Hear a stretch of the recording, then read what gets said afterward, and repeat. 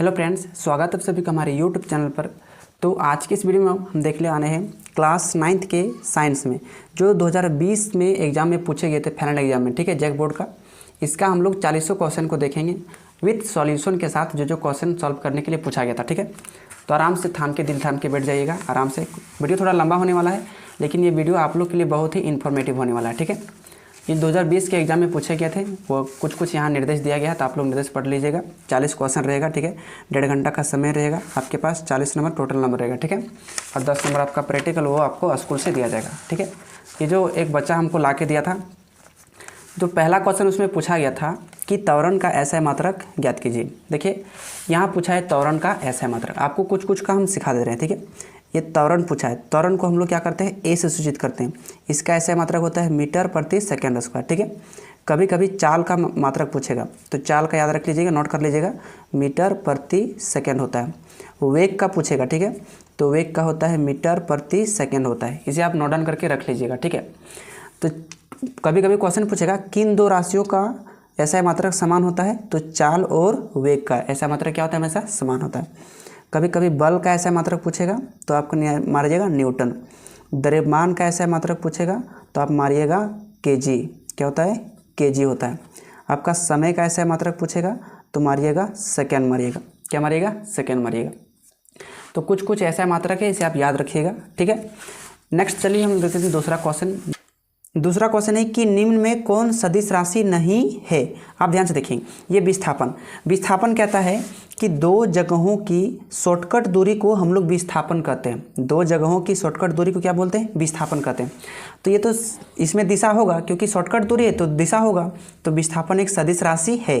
Question पूछा है कि कौन सदिश राशि नहीं है। चीज़ें को ध्यान से देखिएगा और मारिएगा, ठीक है।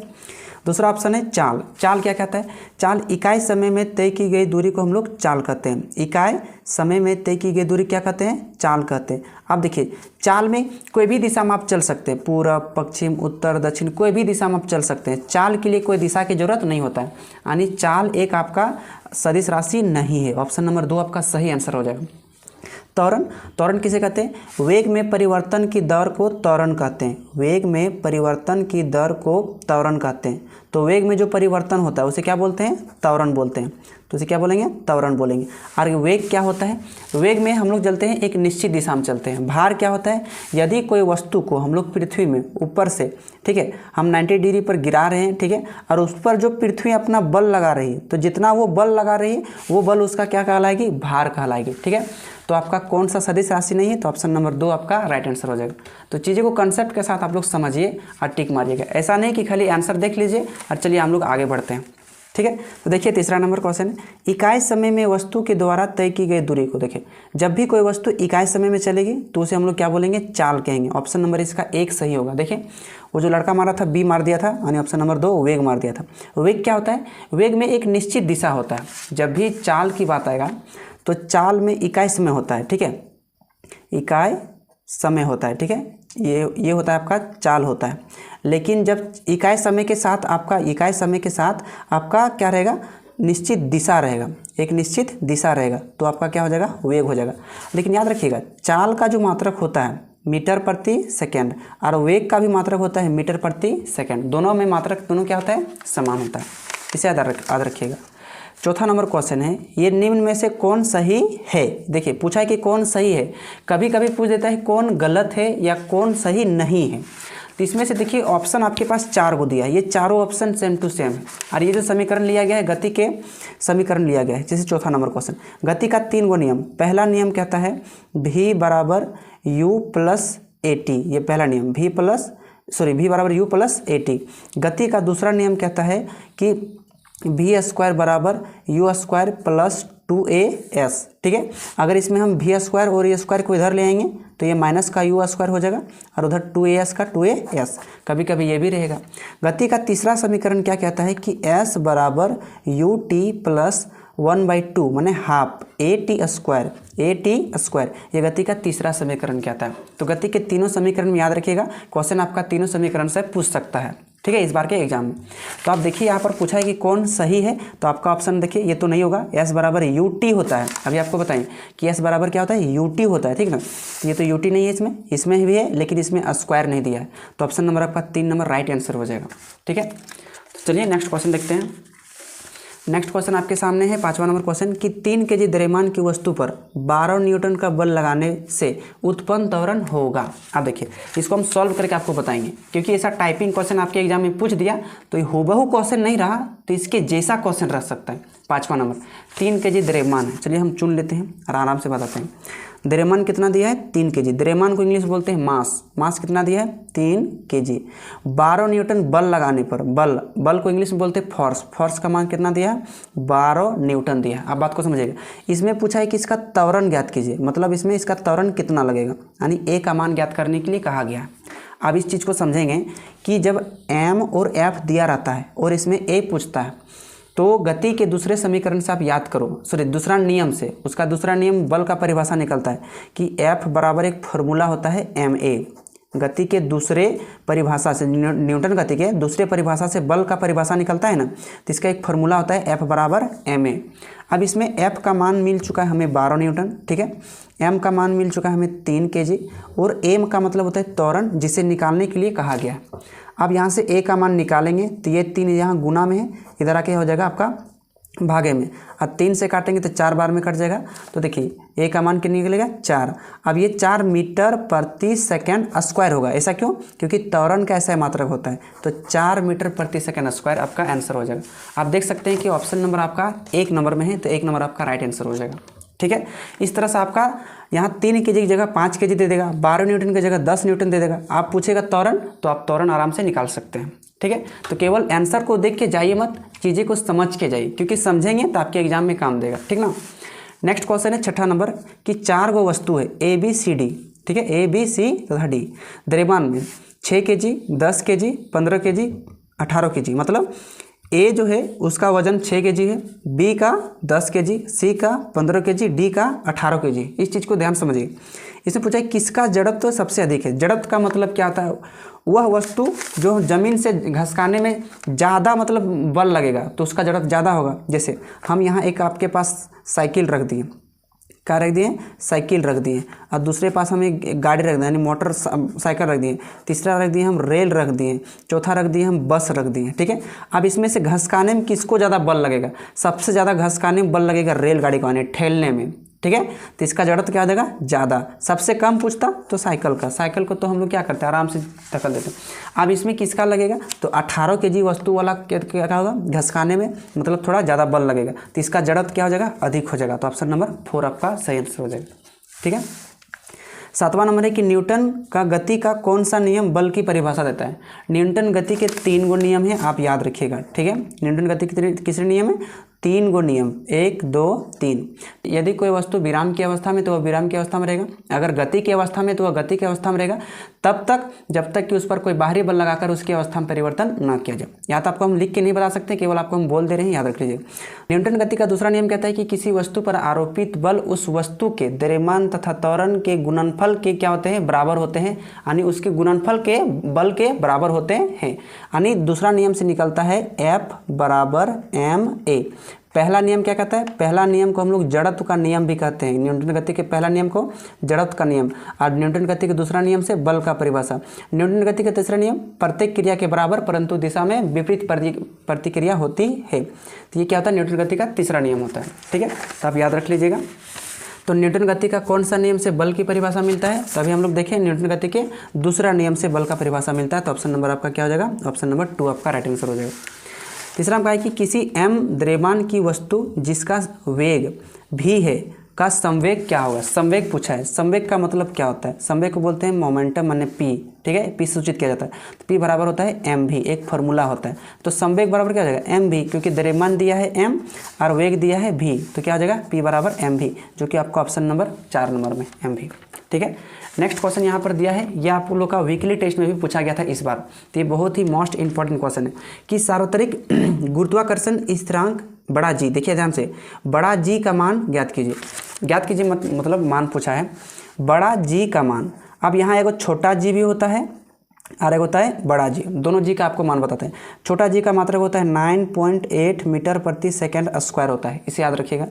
आज छोटे देखिए यहाँ पर बड़ा जी का दे दिया है 6.67 इंटू 10⁻11 और उसके बाद न्यूटन मीटर स्क्वायर प्रति kg square, newton metre square प्रति केजी स्क्वायर, ठीक ना। ये आपका होता है बड़ा जी का मान और छोटा जी का मान होता है 9.8। तो इसे आप याद रख लीजिएगा। ऑप्शन नंबर आपका 2 राइट आंसर हो जाएगा।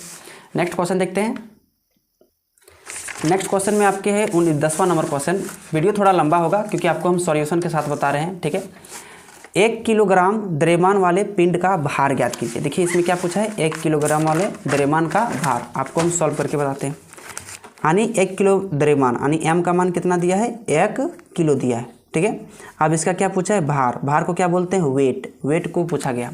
अब आपको याद है जब भी भार हमेशा पूछेगा तो जो g का जो मान होता है, इस g को छोटा a से भी हम दर्शाते हैं। इसका मान होता है 9.8 मीटर प्रति सेकेंड स्क्वायर होता है, ठीक है। अब इसमें भार निकालते हैं। W बराबर क्या होता है, फार्मूला mg होता है। W बराबर mg। W का मान आपको पूछा है, m का मान आपको मिला है द्रव्यमान 1 गुना छोटा g का मतलब होता है 9.8, तो 9.8 तो W इसमें निकालेंगे तो 9.18 को 1 से गुना करेंगे तो 9.8 मीटर प्रति सेकेंड, सॉरी माफ़ कीजिएगा, वाट क्या है, भार। भार का ऐसा मतलब होता है न्यूटन, तो 9.8 न्यूटन आपका आंसर हो जाएगा। तो 9.8 न्यूटन आपका ऑप्शन नंबर 3 में है, ठीक है। आप चीज़ें को समझ कर टिक मारिएगा। अगला पूछा है कि खींचे हुए रबर के छल्ले में कौन सी ऊर्जा संचित है। कोई भी एक रबर है, ठीक है, उसको हम यदि खींचेंगे तो रबर क्या होगा, वो तो टनाएगा नहीं, केवल इस तरह से खींचे हुए हैं। तो इसमें कौन सा ऊर्जा, स्थितिज ऊर्जा, क्योंकि खड़ी स्थिति में है, ठीक है ना। अगर हम छोड़ देंगे तो हो जाएगा गतिज ऊर्जा, और केवल खींच के रखेंगे तो हो जाएगा स्थितिज ऊर्जा। ऑप्शन नंबर 1 नंबर आपका राइट आंसर हो जाएगा। 12वां प्रश्न है कि किसी तरंग के तरंग वेग भी है और तरंग दैर्घ्य आपका क्या दिया है, लैम्बडा दिया है, ठीक है। तरंग दैर्घ्य लैम्बडा सूचित करते हैं तथा आवर्ती न्यू है में क्या संबंध है, तो भी लैम्बडा और न्यू में क्या संबंध है, भी इक्वल टू न्यू गुना लैम्बडा। तो ऑप्शन नंबर 1 आपका राइट आंसर हो जाएगा, ठीक है। ये फॉर्मूला होता है। अगला है तरंग के आवर्तकाल मतलब टाइम पीरियड तथा आवर्ती माने एफ माने फ्रीक्वेंसी में क्या संबंध है, तो टी और एफ में क्या संबंध है, एफ इक्वल टू 1/t। अगर पूछता टी बराबर तो टी बराबर भी होता 1/f। ये दोनों में एक ही संबंध होता है, ठीक है। तो इसका ऑप्शन नंबर 2 आपका राइट आंसर हो जाएगा। अगला प्रश्न है 14वां नंबर कि निम्न में कौन पदार्थ है। पदार्थ देखिए पहचानेंगे कैसे, जिसका अपना द्रव्यमान रहेगा, ठीक है, तो और वह स्थान को घेरेगा, उसे बोलेंगे पदार्थ। गंध, ये तो सेंट आपका हो गया। सेंट में कहाँ आपका कौन सा जगह घेर रहा है, ठीक है, तो कोई जगह घेर नहीं रहा है, माफ़ कीजिएगा थोड़ा लाइट गिर गया, तो कोई जगह नहीं घेर रहा है, तो इसमें क्या हो जाएगा, आपका पदार्थ नहीं है। प्रेम तो क्या है, एक लव है। लव में कोई जगह नहीं घेरता है, ठीक ना, लेकिन बर्बाद कर देते हैं दुनिया को, ये हो जाता है, बट ये पदार्थ नहीं है। ठंडा जैसे आपको ठंडा लग रहा है तो वो भी पदार्थ नहीं, क्योंकि कोई जगह घेरता नहीं है। ठंडा पेय मतलब पीने वाला पदार्थ, जिसको तो हम लोग पी सकते हैं, वह तो स्थान घेरेगा। तो ऑप्शन नंबर 4 आपका सही आंसर हो जाएगा। ठंडा पेय एक पदार्थ है। कभी कभी पूछता है कौन सा पदार्थ नहीं है। निम्नांकित में माफ़ कीजिएगा, निम्नलिखित में कौन कोलाइड है। कोलाइड का उदाहरण आपका गोंद हो जाएगा, जैसे पेपर को हम लोग साटते हैं, ठीक है। चीनी का शरबत तो आपका क्या हो जाएगा, घोल हो जाएगा आपका। धुआं भी ये नहीं होगा आपका। अगला है कि यौगिक का एक उदाहरण है। यौगिक का मतलब क्या होता है, देखिए यहाँ से आपका 3 प्रश्न पूछ सकता है। पहला प्रश्न आपका रहेगा तत्व से, पहला प्रश्न क्या रहेगा आपका, तत्व से, समझिएगा। दूसरा प्रश्न रहेगा आपका यौगिक से, ठीक है। तीसरा प्रश्न रहेगा आपका मिश्रण से एग्जाम में, ठीक है। तत्व, यौगिक, मिश्रण। तत्व क्या होता है, वह शुद्ध पदार्थ जो केवल एक ही प्रकार के परमाणुओं के मिलने से बना होता है, ठीक है, उसे बोलेंगे तत्व। जैसे हाइड्रोजन है, आपका हीलियम है, आपका लिथियम है, आपका बेरिलियम है, आपका कार्बन है, उसके बाद नाइट्रोजन है, ऑक्सीजन है, सोडियम है, बहुत सा 118 को तत्व है वर्तमान में, ठीक है। यौगिक क्या होता है, जब 2 या 2 से अधिक तत्वों को कोई एकदम निश्चित अनुपात में मिलाते हैं, निश्चित अनुपात में मिलाते हैं तो बन जाता है यौगिक। जैसे पानी में हाइड्रोजन के 2 अणु और ऑक्सीजन का 1 अणु H2O, ये क्या हो जाएगा आपका यौगिक हो जाएगा। जैसे CaO, ये क्या हो जाएगा आपका यौगिक, बिना बुझा हुआ चूना। बुझा हुआ चूना का CaOH का होल 2, ये बुझा हुआ चूना का आपका आंसर हो जाएगा। सोडियम देखो, नमक NaCl सोडियम क्लोराइड, ये भी आपका क्या हो जाएगा, यौगिक हो जाएगा। तो यौगिक दो या दो से अधिक तत्वों को निश्चित अनुपात में मिलाने से यौगिक बनता है। मिश्रण में क्या था, किसी भी अनुपात में किस चीज़ को मिला दो मिश्रण हो जाएगा। जैसे हम बल्लू को मिला देंगे और उसको पत्थर को मिला देंगे, तो बल्लू और पत्थर कोई भी अनुपात में मिला दो, आपका क्या हो जाएगा, मिश्रण हो जाएगा। चाहे इसी में हाइड्रोजन का 3 अणु ले लेंगे और ऑक्सीजन का एक अणु लेंगे, तो फिर पानी नहीं बनेगा, कुछ दूसरा बन जाएगा, तो ये भी मिश्रण आपका हो जाएगा। निश्चित अनुपात में यौगिक होता है, कोई भी अनुपात में आपका मिश्रण, और एक एकदम से अकेले रहेगा तो हो जाएगा आपका तत्व हो जाएगा। ठीक है, तो पूछा यौगिक का उदाहरण आपका क्या हो जाएगा, जल। हाइड्रोजन तो आपको बताइए तत्व है, तांबा भी तत्व है, ऑक्सीजन भी तत्व है, जो 8 नंबर में आता है। अगला है कि निलंबन में परिक्षेपित कणों का आकार, निलंबन के जो आकार होता है वो 100 नैनोमीटर से बड़ा होता है, तो ऑप्शन नंबर ए आपका राइट आंसर हो जाएगा। ठीक है, नेक्स्ट क्वेश्चन देखते हैं। नेक्स्ट क्वेश्चन में कहा गया है कि साधारण नमक का रासायनिक सूत्र। ए भाई वाह, अभी देखिए, अभी आपको हम बताएं कि साधारण नमक का क्या सूत्र होता है, NaCl साधारण नमक का सूत्र, ये बहुत ही इंपॉर्टेंट है। ये मैग्नीशियम क्लोराइड का होता है। ठीक है, इसके बाद पोटेशियम क्लोराइड का KCl है, इसके बाद ये कैल्शियम क्लोराइड है, तो आपका क्या होता है साधारण नमक का NaCl, आपका 2 नंबर से हो जाएगा। अगला है कौन सा तत्व मुक्त परमाणु के रूप में पाया जाता है, मुक्त परमाणु देखिए आर्गन। अगला है कि 5.85 ग्राम NaCl बराबर है। अब ये मोल में, इसको मोल में कन्वर्ट करना है, ये जो आपको ग्राम में दिया है 5.85 को आपको मोल में कन्वर्ट करना है। देखिए 5.85 दिया है ना, माफ़ कीजिएगा 5, हाँ, ग्राम को। अब किसका, NaCl का। अब ये NaCl के जगह कुछ भी पूछ सकता है आपका। ठीक है, आपका जल का भी पूछ सकता है, बुझा हुआ चूना का भी पूछ सकता है। तो देखिए आपको NaCl का आपको निकालते हैं, जब भी मोल में कन्वर्ट करने के लिए कहेगा तो इसका मोलर द्रव्यमान निकाल लीजिए। सोडियम का मोलर द्रव्यमान आपका होता है 23, और यहाँ बीच में देंगे प्लस, और ये क्लोरीन है, इसका द्रव्यमान कितना होता है 35.5, कितना होता है 35.5, इसको दोनों को जोड़िए कितना हो जाएगा 58.5। और जब भी इस तरह से मोल का संख्या निकालने के लिए कहेगा तो मोलों की संख्या बराबर एक फार्मूला होता है, इसे याद रखिएगा, नोट रखिएगा।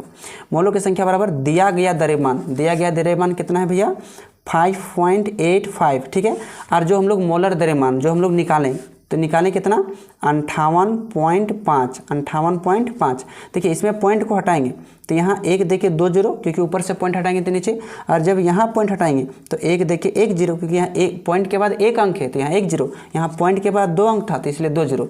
अब ये 585 तो कट जाएगा। अब देखिए यहाँ 10 एकम 10 और 10 दाएँ 100, ऊपर में बचा 1 और नीचे बचा 10, तो 1/10 मोल आपका राइट आंसर हो जाएगा। ठीक है, जब भी इस तरह से क्वेश्चन पूछेगा तो इस तरह से आप लोग निकाल दीजिएगा। तो ये जो आपका 20 नंबर का ऑप्शन 3rd नंबर आपका सही आंसर हो जाएगा। अगला में 21 नंबर कि 6.022 इंटू 10⁻23 कणों के समूह को क्या कहते हैं। देखिए इसको हम लोग मोल कहते हैं, इसे क्या कहते हैं मोल, तो इसे याद रख लीजिएगा, मोल कहते हैं। नेक्स्ट है 22वां नंबर कि परमाणु के तीसरे कोष में अधिक से अधिक कितने इलेक्ट्रॉन रह सकते हैं। या भी यहाँ तीसरे कोष पूछा गया है, कभी कभी आपका दूसरा कोष भी पूछ सकता है, कभी कभी आपका पहला कोष भी पूछ सकता है। देखिए कोई भी जो परमाणु होता है इसे याद रखिएगा, परमाणु के जो नाभिक में आपका प्रोटॉन और न्यूट्रॉन रहता है, प्रोटॉन और न्यूट्रॉन, और बाहर कक्षा में क्या होते हैं इलेक्ट्रॉन चक्कर मारते रहते हैं। तो पहला जो कक्षा होता है, पहला कक्षा को K बोलते हैं जिसमें 2 गो इलेक्ट्रॉन रहता है। दूसरा कक्षा को हम लोग L बोलते हैं जिसमें 8 गो इलेक्ट्रॉन रहता है। कई इलेक्ट्रॉन रहता है 8 गो इलेक्ट्रॉन रहता है, इसे याद रखिएगा। तीसरा कक्षा को हम लोग M बोलते हैं जिसमें 18 गो इलेक्ट्रॉन रहता है। हम 18 गो इलेक्ट्रॉन दे नहीं सकेंगे, आप लोग समझिए। तो K L M N ये परमाणु की कक्षा को दर्शाता है। माफ करिए, K माने पहला कक्षा, L माने दूसरा कक्षा, M माने तीसरा कक्षा, N माने चौथा कक्षा। पहला कक्षा में 2 गो इलेक्ट्रॉन रहेगा, ठीक है। दूसरा कक्षा में 8 गो इलेक्ट्रॉन रहेगा, तीसरा कक्षा में 18 गो इलेक्ट्रॉन रहेगा और चौथा कक्षा में 32 गो इलेक्ट्रॉन रहेगा। तो जब भी क्वेश्चन पूछेगा कि परमाणु के तीसरे कोष में, तो परमाणु का तीसरा कोष के देखिए पहला दूसरा तीसरा 18 इलेक्ट्रॉन, तो पहले तीसरा कोष में 18। अगर पूछता दूसरा तो हो जाता आपका 8, पहला पूछता तो हो जाता आपका 2। तो चीज़ें को आप समझ गए, ठीक है। नेक्स्ट देखिए, मैग्नीशियम का सही इलेक्ट्रॉनिक विन्यास ज्ञात कीजिए। देखो आपको इलेक्ट्रॉनिक विन्यास निकालने का एक हम वीडियो भी बनाए हैं जिसका लिंक हम नीचे डिस्क्रिप्शन बॉक्स में आपको दे देंगे। अभी फिलहाल के लिए आपको कुछ हम बताते हैं इलेक्ट्रॉनिक विन्यास, ठीक है, इलेक्ट्रॉनिक विन्यास। आपको सिखाते। देखिए जैसे आपका सोडियम है, सोडियम के नंबर में है, 11 नंबर में। तो समझ लीजिए कि सोडियम के पास 11 गो पूड़ी है। क्या गो पूड़ी है? 11 गो पूड़ी है। ठीक है, समझ लीजिए, आपको समझाने के लिए कह रहे हैं। 11 गो पूड़ी में नियम कहता है कि पहला वाला कक्षा वाला को 2 गो पूड़ी दो। देखिए तो पहला वाला कक्षा को 2 गो पूड़ी दिए, दूसरा वाला कक्षा को 8 गो पूड़ी दो, दूसरा वाला कक्षा को 8 गो पूड़ी, तो यहाँ दे दिए 8 गो। तो देखिए के गो समाप्त हुआ, 2 और 8, 10 गो पूड़ी खत्म हो गया। अब ये के गो खा रहेगा, के गो खाएगा, 11 गो पूड़ी खाएगा, तो 10 गो पूड़ी तो खा गया। अब कई गो पूड़ी बचा है? 1 गो, तो इसको लास्ट में दे देंगे 1।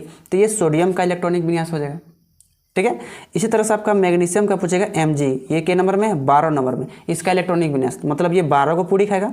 तो पहला कक्षा में तो 2 गो पूड़ी देंगे, यानी पहला बार में 2 गो, दूसरा बार में देंगे 8 गो, क्योंकि नियम यही कहता है। ठीक ना, तीसरा बार में देंगे 18 गो। लेकिन मैग्नीशियमा जो है ये तो 12 गो पूड़ी खाएगा ना, तो 2, 8, 10 गो पूड़ी तो खत्म कर दिया, बचा कई गो? 2 गो, तो इसको लास्ट में दे देंगे 2 गो। तो ये इसका इलेक्ट्रॉनिक विन्यास हो जाएगा। क्वेश्चन इसमें पूछा है कि, माफ़ कीजिएगा, यहाँ पूछा है कि मैग्नीशियम का इलेक्ट्रॉनिक विन्यास। तो देखिए निकाल दिए 2, 8, 2। ठीक है, 2, 8, 2। अगर पूछता पोटेशियम तो कई नंबर में? 19 नंबर में। तो पहला देंगे 2 गो पूड़ी, फिर दूसरा देंगे 8 गो पूड़ी, 10 गो, फिर तीसरा में देंगे 8 गो, और 10, 8, 18, और लास्ट में देंगे 1 गो। तीसरा कक्षा में 18 पूड़ी देने का, लेकिन नहीं देंगे, क्योंकि 18 पूड़ी देंगे तो ज़्यादा हो जाएगा। ठीक ना, अंतिम कक्षा में क्या होता है, 8 से अधिक इलेक्ट्रॉन नहीं रख सकते। अगर आप चाहेंगे कि 2, 8, 10, 10 और 9, 19 बोलेंगे, सोडियम का इलेक्ट्रॉनिक विन्यास 2, 8, 9 होगा, लेकिन गलत हो जाएगा। अंतिम कक्षा में नियम कहता है कि 8 से ज़्यादा पूड़ी नहीं दे सकते, माने 8 से ज़्यादा इलेक्ट्रॉन नहीं रख सकते। चीज़ को समझिएगा। ठीक है, तो ऑप्शन नंबर आपका क्या हो जाएगा? 2, 8, 2, ऑप्शन नंबर 3 हो जाएगा।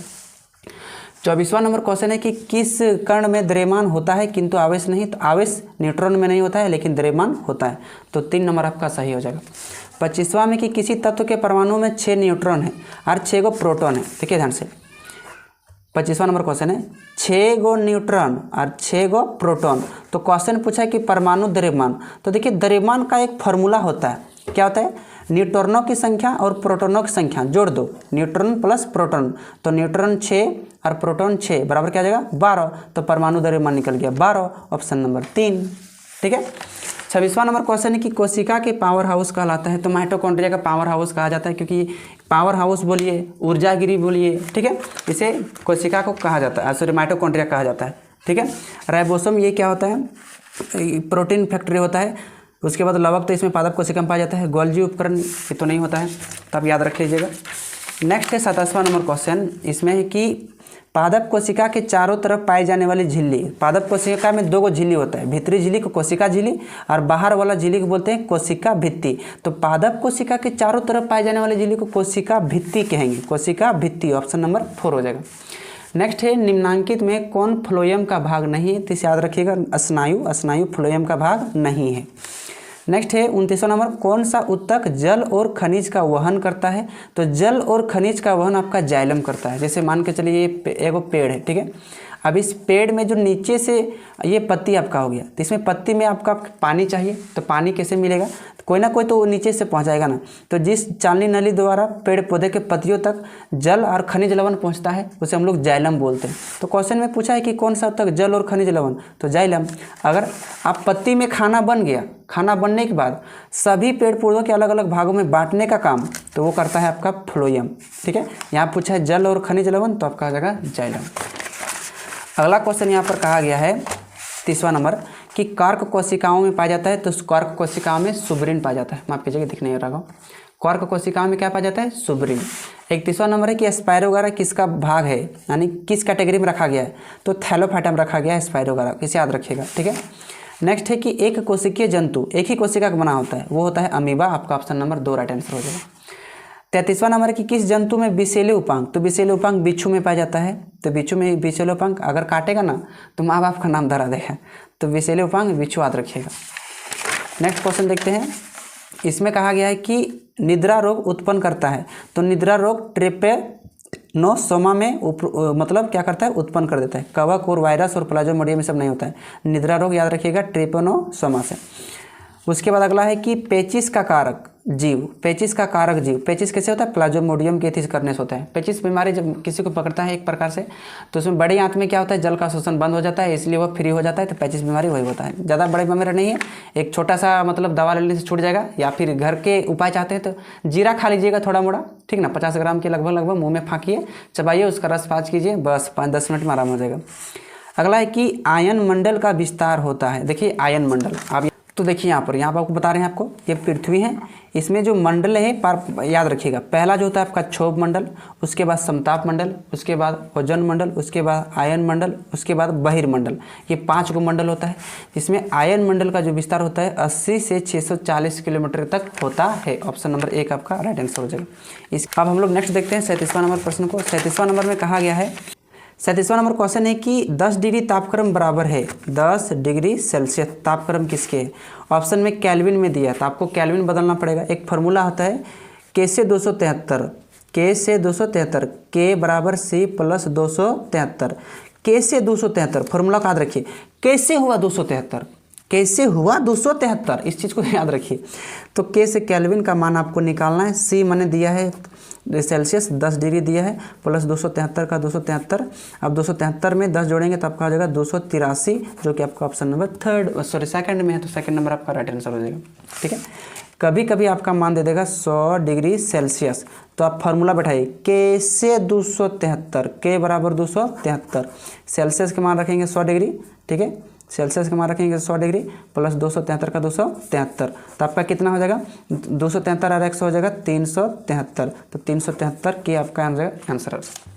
आप टाइपिंग क्वेश्चन में याद रखिएगा। ठीक है, नेक्स्ट है निम्नलिखित में कौन सा तत्व नहीं है? आपको पहचाने, तांबा तो तत्व है, ऑक्सीजन भी तत्व है, चांदी भी तत्व है, ठीक है, पानी नहीं है। पानी का सूत्र क्या होता है? H2O। H2O क्या है? एक यौगिक है। नेक्स्ट है कि दूध के उत्पादन में क्रांतिकारी वृद्धि को क्या कहते हैं? श्वेत क्रांति, क्योंकि दूध सफ़ेद होता है, उस समय दूध वाला जो क्रांतिकारी वृद्धि जब हुआ था दूध में उत्पादन वृद्धि, तो इसलिए उसे श्वेत क्रांति कहा जाता है। दूध के उत्पादन में अभी भारत प्रथम नंबर पर आ रहा है, ठीक ना। नेक्स्ट है कि इथिलीन डाइब्रोमाइड यानी EDB, ये क्या है? यह एक क्या है? धूमक है। यह क्या है? एक धूमक है।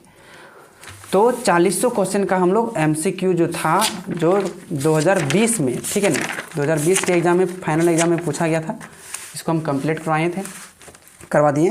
नेक्स्ट वीडियो में आप लोग को हम गणित को भी क्या करेंगे? सॉल्व करके बताएंगे। तो उम्मीद करता हूँ दोस्तों कि इस वीडियो में आप लोग के एग्ज़ाम के लिए बहुत ही हेल्पफुल साबित करेगा। ठीक है, अगर वीडियो को थोड़ा सा भी अच्छा लगा तो एक प्यारा सा आप लाइक ज़रूर कीजिएगा, और इस वीडियो को अपने दोस्तों के पास भी शेयर कर लीजिएगा। ठीक है, और हमारे चैनल को अभी तक आप सब्सक्राइब नहीं किए हैं तो सब्सक्राइब करके रख लीजिएगा। ऐसे ही हेल्पफुल वीडियो आगे हमारे इस चैनल पर आप लोग को मिलता रहेगा। उम्मीद करता हूँ अच्छा लगा आप लोग इस वीडियो को। चलिए, घर में बड़ों का सम्मान कीजिए, छोटों का आशीर्वाद बांटिए। मिलते हैं नेक्स्ट वीडियो में, तब तक के लिए धन्यवाद।